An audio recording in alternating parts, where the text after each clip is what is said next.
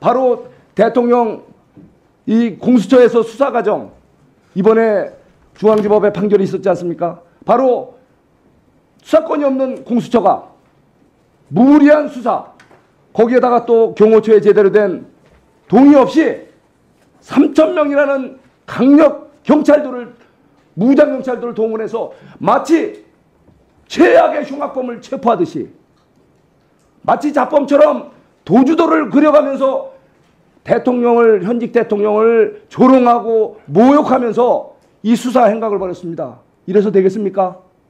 이거야말로 내란 아닙니까? 지금 내란죄로 대통령을 내란 수개로 몰지만 바로 이것 법사위에서 이 공수처를 수사 압박을 하고 체포하라고 하고 구체적인 지시까지 있지 않습니까? 이것이야말로 내란이 아니고 뭐겠습니까? 바로 이것 법사위에서 야당 의원들에서 내란 조장을 한 거 아닙니까?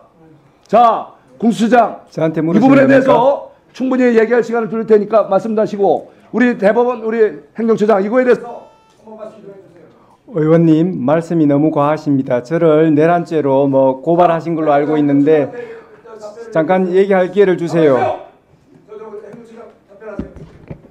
위원장님 금방 말씀에 대해서 간단히 짧게 한 30초만 하세요. 네. 네. 뭐 저희들이 그 법원에서 정당하게 발부한 체포영장, 구속영장에 대해서 적법 절차의 원칙에서 한치의 어긋남 없이 법원의 명령장이기도 한 체포영장, 구속영장을 그 명령대로 이행했습니다. 그런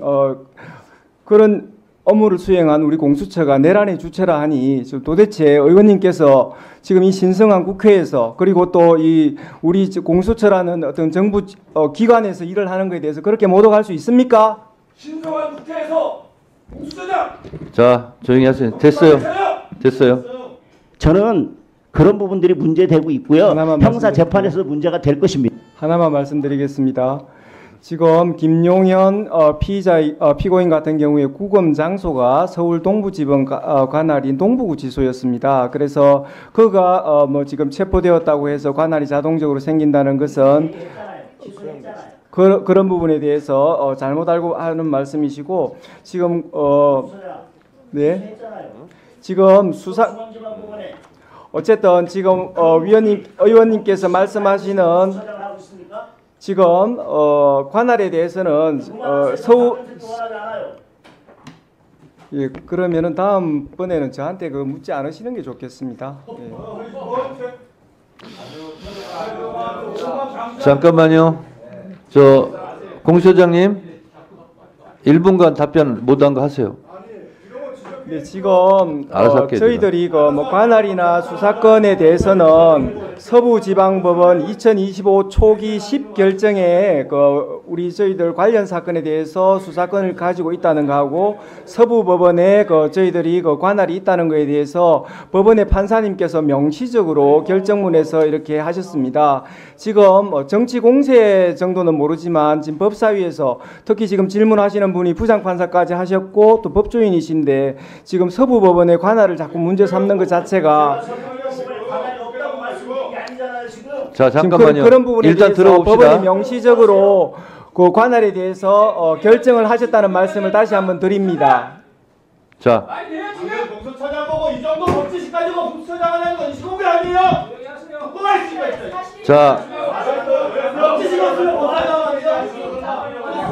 자, 이렇게 하세요. 잠깐만요. 보석이나 구속 집행 정지에 대해서 즉시 항고로 법원 결정을 무력화하는 것이 다 위헌 판단을 받았습니다. 그런데 구속 취소는 더 엄격한 법원의 판단이 있는 것이기 때문에 당연히 위헌성이 높다는 것이 법조계의 의견입니다. 이 결정 이유 한번 보세요.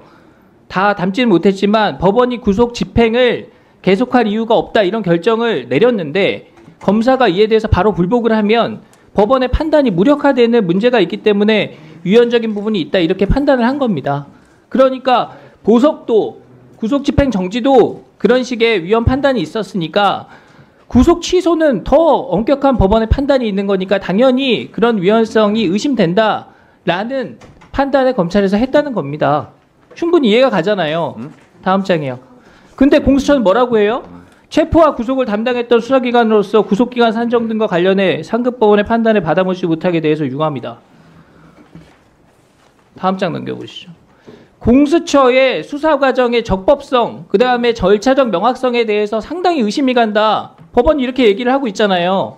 여기에 대해서는 왜 입장이 없습니까? 공수처 수사의 위법성이 법원에 의해서 지적이 됐으면 남 탓하기 전에 사과부터 하는 게 우선이죠. 금방 말씀드렸듯이 자, 그리고 공수처는 그동안 법원이 발부한 체포영장, 방금도 말씀하셨지만 이걸 무슨 금가옥조처럼 만능열쇠처럼 우리 수사의 적법성을 인정받은 겁니다. 이렇게 말씀해 오셨어요. 근데 지금 법원의 구속 취소 판단에는 왜 반발을 하는 겁니까? 법원 결정도 기관의 유불리에 따라서 취사 선택하겠다.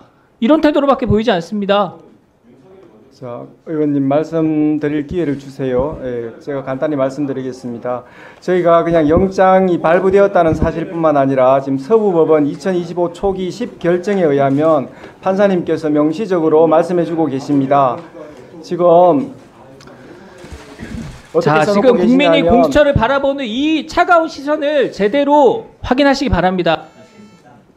답변할 기회를 안 주시니까 좀 그러네요. 예. 네. 위원장님 금방 여러 가지 수사권 관련해서 또 말씀도 나왔고 또 구속 취소에 대한 또 공수처의 기본 입장과 관련해서 한 2분만 말씀하실 기회를 주시면 딱 2분간 그러면 답변하세요. 먼저 구속 취소 결정에 대해서 말씀드리겠습니다. 구속 취소에 관한 형사 25부의 결정을 존중합니다. 그러나 확정된 결정에 대한 평석의 자유는 허락되는 것이라고 사료되므로 이에 관하여 의견을 개진합니다.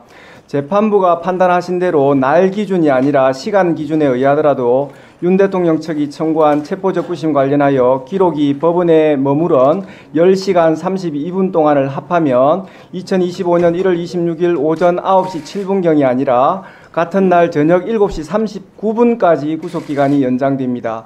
이 사건 기소는 그 이전인 같은 날 저녁 6시 52분경에 이루어졌습니다.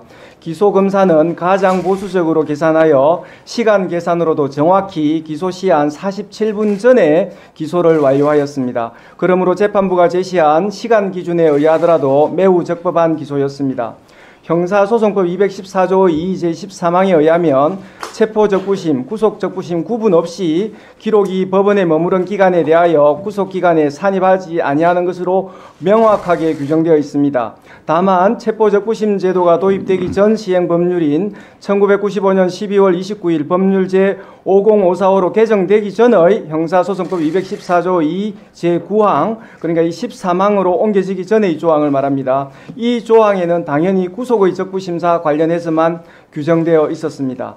재판부는 형사소송법 214조 2 제13항 후문이 체포적부심에 적용되는지 분명하지 않다고 보아 위 10시간 32분을 전혀 고려하지 않고 구속기간을 넘겨 기소하였다고 판단하였는데 법 왜곡이 아니라 법 해석으로 평가받기 위해서는 현행 형사소송법 214조 2 13항 규정 중 어느 부분이 불분명한지에 대해서 해명되어야 한다는 생각입니다.